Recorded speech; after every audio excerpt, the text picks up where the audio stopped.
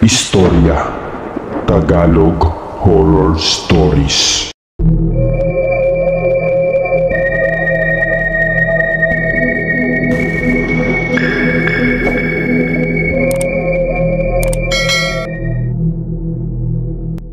Magandang araw po, Sir Jay. Isa pong malugod po na pagbati mula po dito sa Iloilo. Hindi ko na din po babanggitin ang lugar o eksaktong lokasyon kung saan man ako naroroon, para na rin siguro sa seguridad ko at ng aking pong pamilya. Hindi po kasi ako matapang sa paglalahad ng aking buhay. Hindi din ako handa sa mga puna o maaaring komento po ng iba sa akin. Kaya po hanggat maaari, akin na lang pong ililihim ang totoo kong pagkakakilanlan. Ngunit po ang kwentong akin pong ibabahagi ay kwento po ng aking lolo. Sa bayan po kasi ng Iloilo, laganap po noon ang kwentong aswang. Maaaring ito ang tahanan ng mga mitolohiya ng bansa. Pinaniniwalaan po kasi ang kwentong aswang ay parte lamang daw po ng malikot na imahinasyon ng mga manunulat at mga katang-isip at mga karakter na ang lumikha ay makapangyarihang imahinasyon ng mga taong may kakayahang magsulat. Marami din naman, Sir Jay, ang nagsasabi na totoo sila dahil marami ang nakasagupa at nakaharap daw po sila. Alin man dyan ang totoo o hindi ay isa lang po ang masasabi ko. Totoo ito para sa mga taong nakaranas sa mga aswang at hindi totoo para doon sa mga taong naniniwalang kwentong bayan lamang ang mga aswang at hindi daw po sila totoo. Sabi ng mga matatanda sa panahon ng dekada 70 at 80, ang lahi daw po ng mga aswang ay nagmula pa kay Asuang. Siya umano ang Panginoon ng lahat daw po ng mga halimaw at karaniwang aswang sa Ibalong. Ito po ang sinaunang Bicol. Siya ang ama ng lahat daw po ng aswang mula sa mga lumilipad sa himpapawid, sa lupa at maging ang mga aswang sa karagatan. Ayon din daw po sa matatanda, si Asuang ay magandang lalaki. Mayroon daw po itong mahabang buhok at matipunong katawan.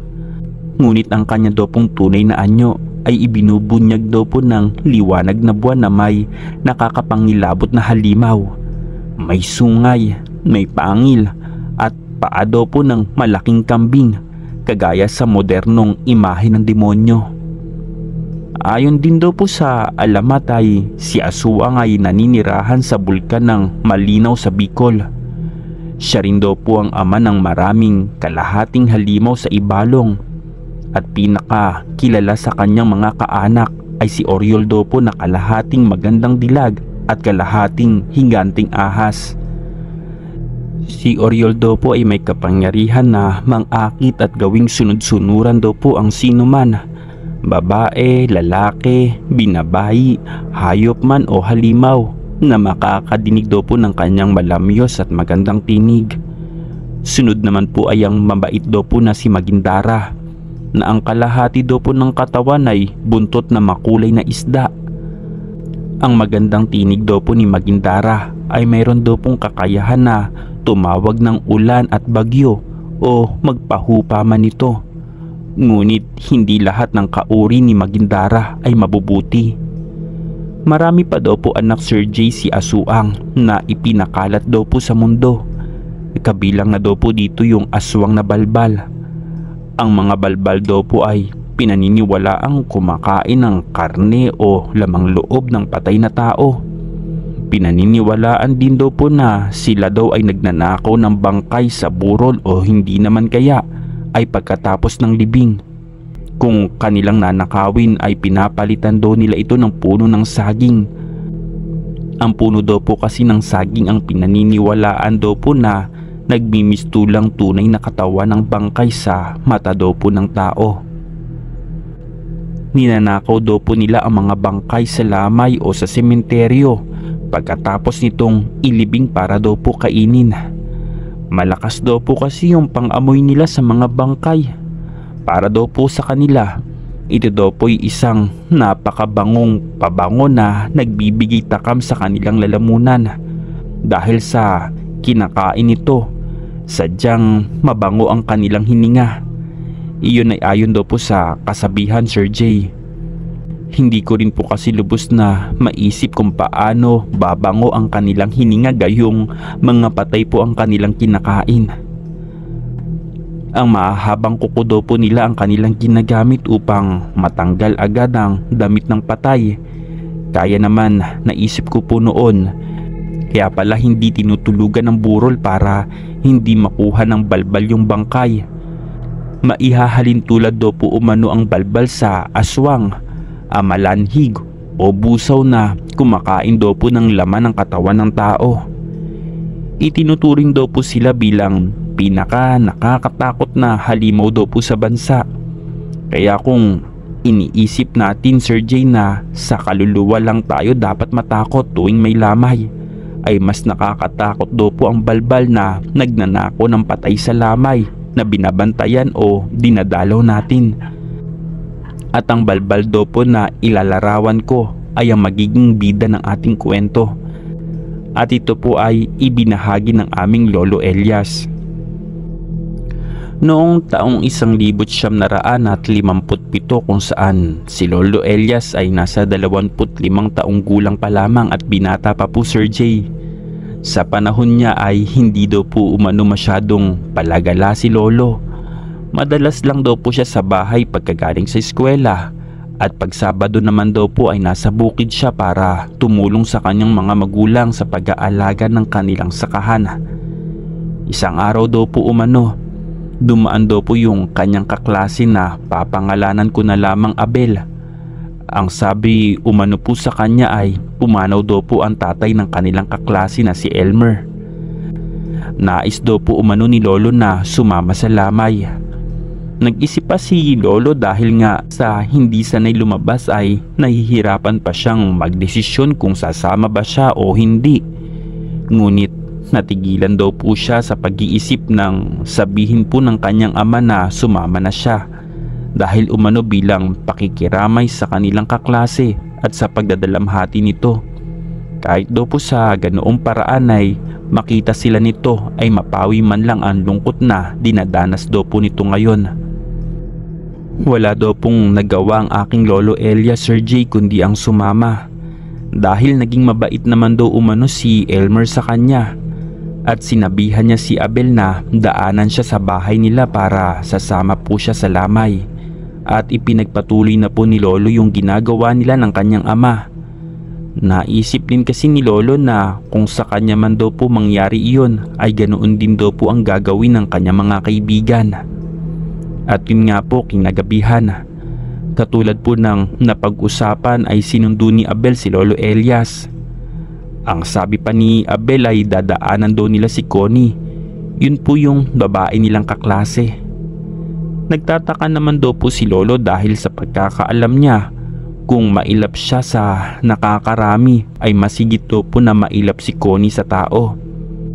Kapag uwian daw po kasi, kung siya ay may panahon pang makipaghuntahan sa kanyang mga kaibigan, si Connie naman daw po ay parang palagi daw pong nagmamadali.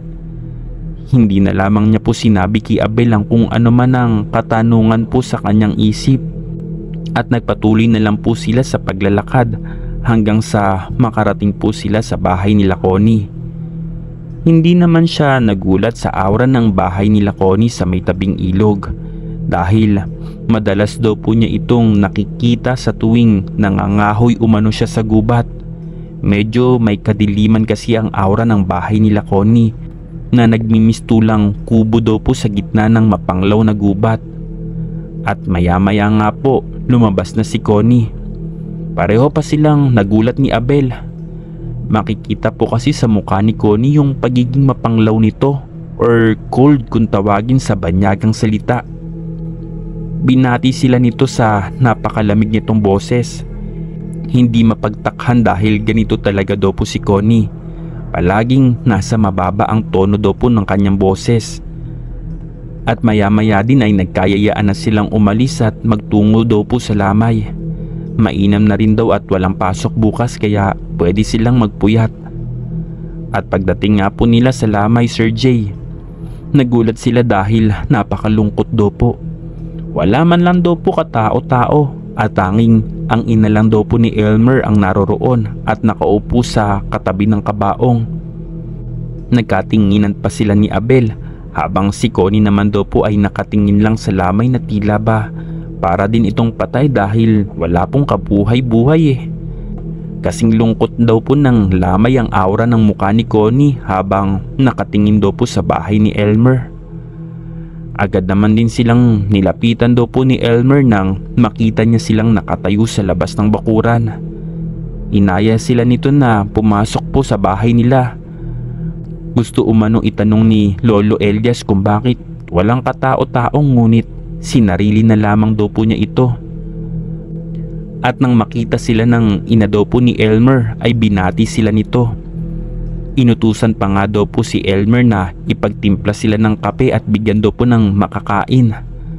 Palingali nga naman si Lolo Elias samantalang si Abel at Connie ay napakatahimik lang daw po na nakaupo. Habang sa kusina ay nadidinig nila ang bawat paghalo ni Elmer ng kape habang tumutunog ang kutsara sa babasaging tasa.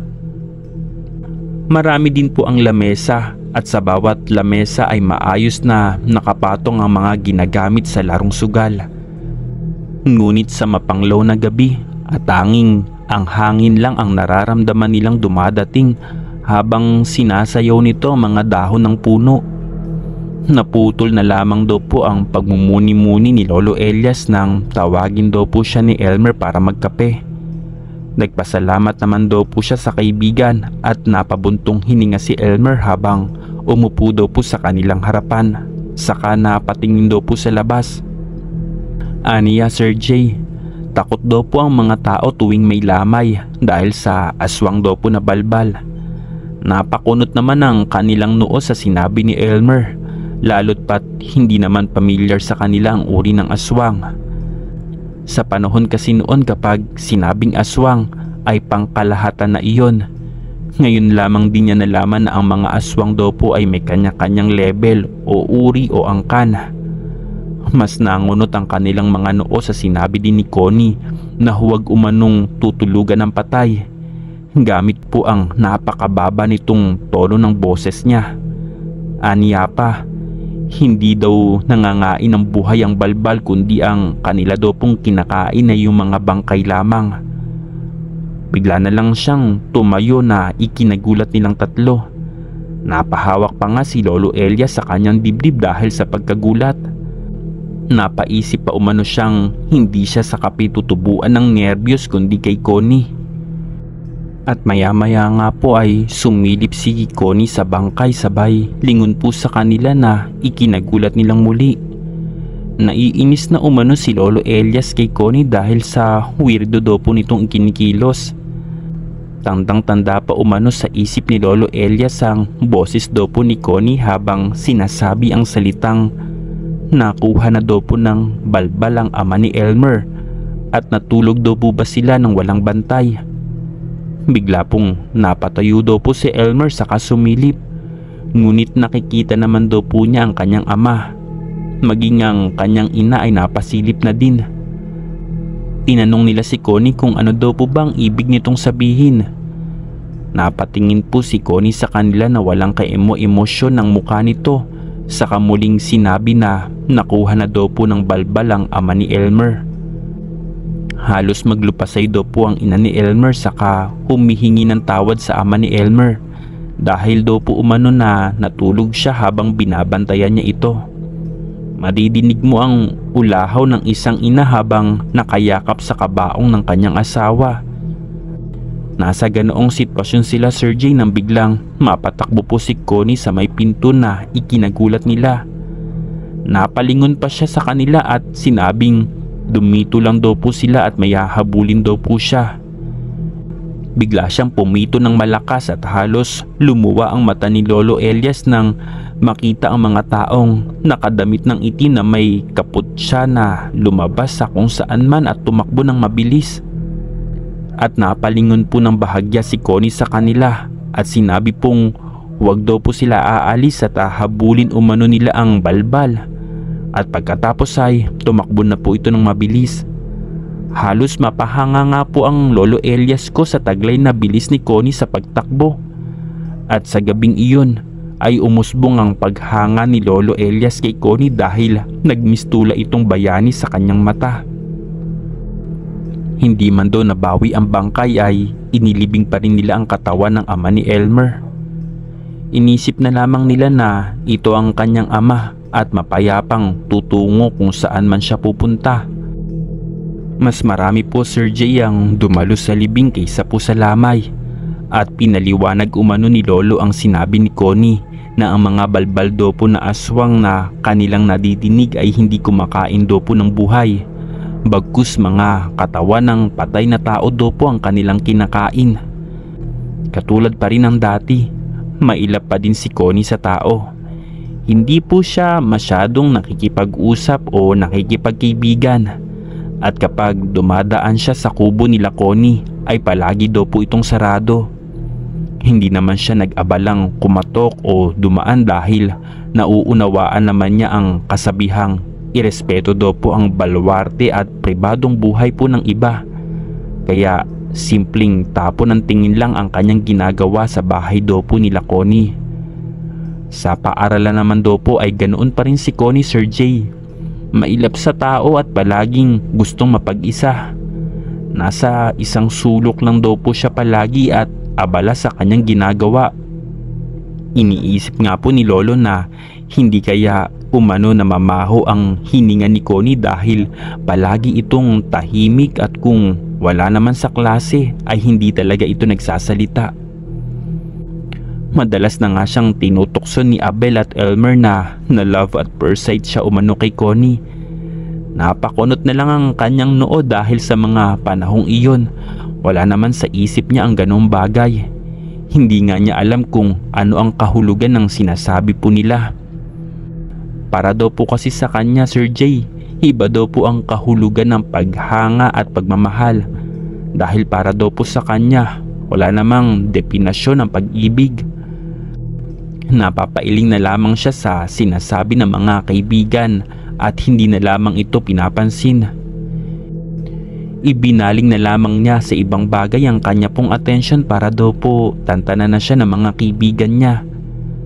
Pero isang gabi, inaya siya ng kanyang magulang na magtungo sa ibang bayan para makilamay sa kaibigan ng kanyang ama. Kaysa naman daw na iwanan sa kanya ang dalawang kapatid, ay pinili na lang niyang sumama po dito. Naisip niyang hindi naman siguro sila magtatagal doon. Haba daw pong naglalakad sila, ay parang may mas kasing bilis ng kidlat na mga nilalang ang dumaan sa kanila. Hindi nila mawari din kung ano daw po iyon. Hindi na lamang nila ito pinansin at nagpatuloy na lang sila sa paglalakad. At nang marating nila ang paglalamayan, ay iba daw po ito sa lamay nila Elmer. Madami itong tao at mga naglalaro. Medyo may kaya din kasi sa buhay ang namatay kaya naman marami din ang dumagsa. At maliban po doon, mukhang hindi naniniwala sa mga mythical na kwento o gawa-gawa na nilalang ng mga malilikot na imahinasyon ng mga tao po sa bayang ito.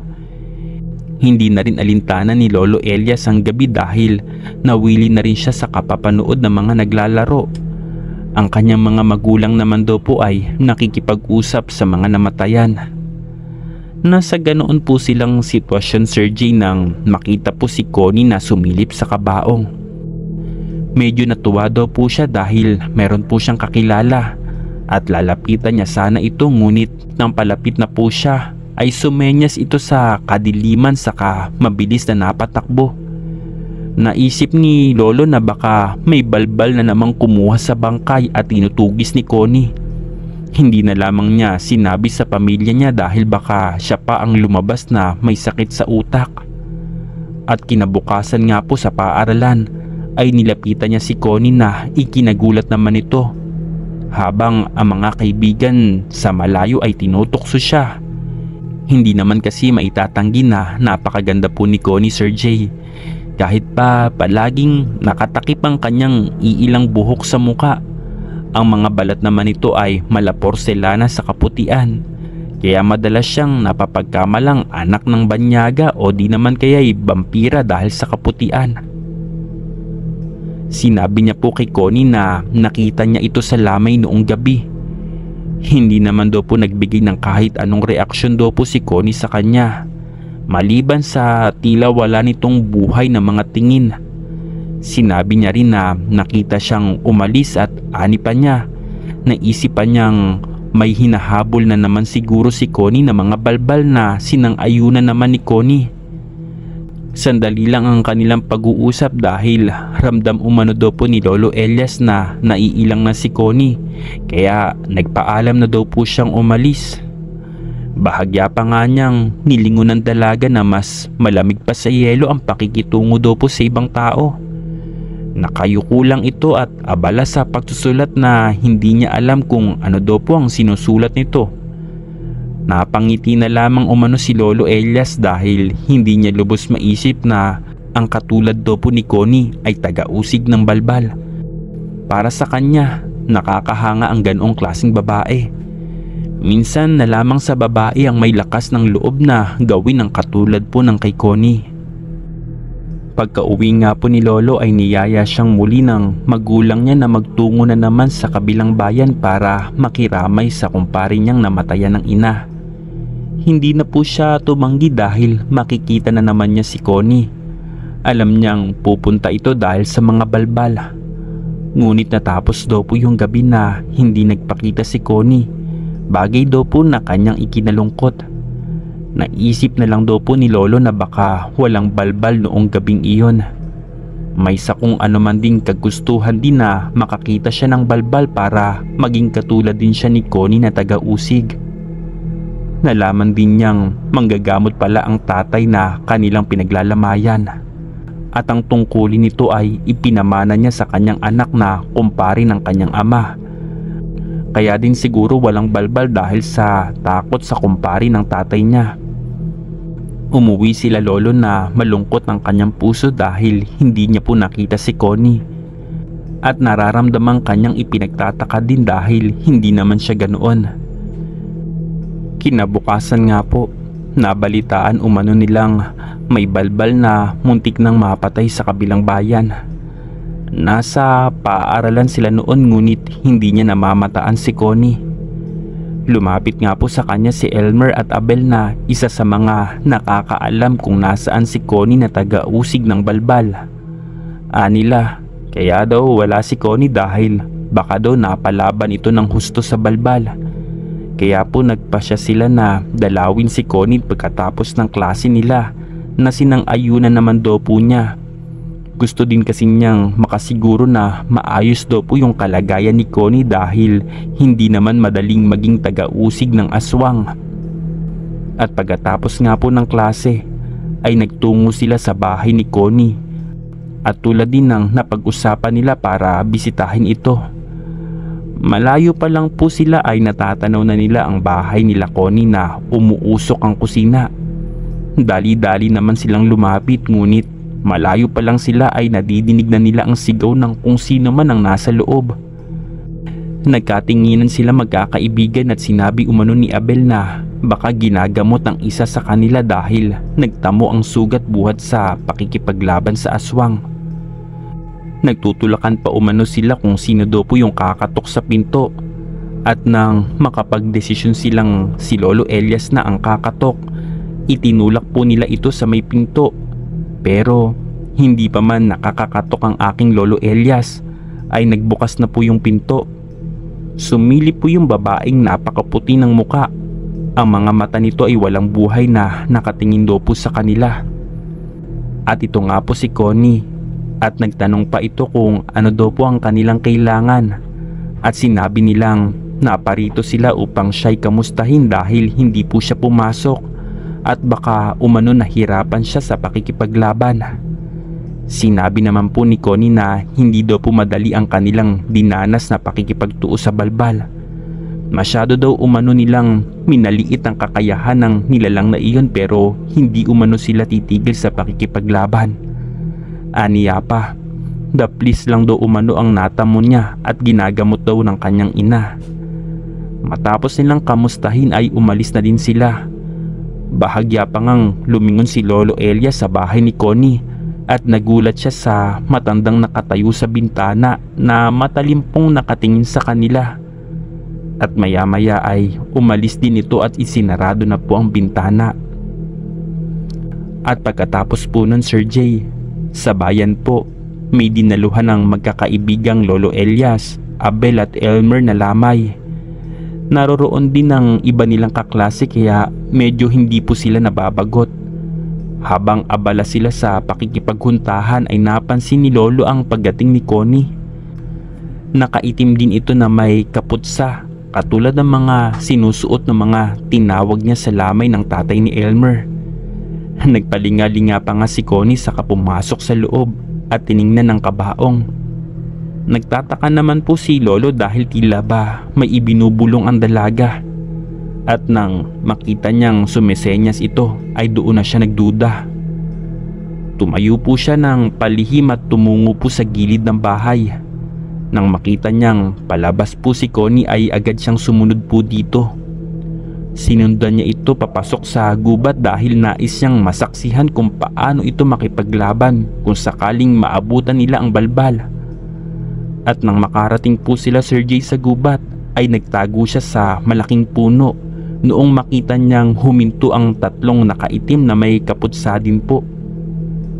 Nakita niya pong may inilapag ang tatlong nakakaputsa at halos lumuwa po ang kanyang mga mata nang makitang bangkayang ibinababa ng mga ito sa lupa.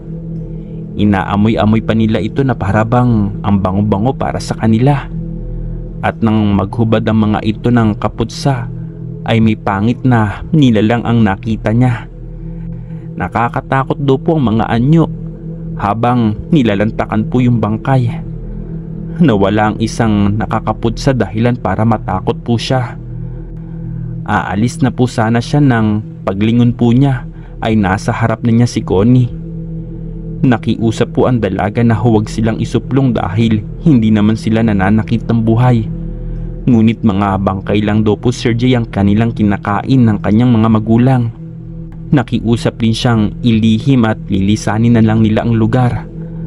At alang-alang din po sa kanilang pagkakaibigan, itinago na lamang ni Lolo Elias ang lihim po ni Connie na isa siyang anak ng balbal. Hanggang dito na lang po at marami pong salamat.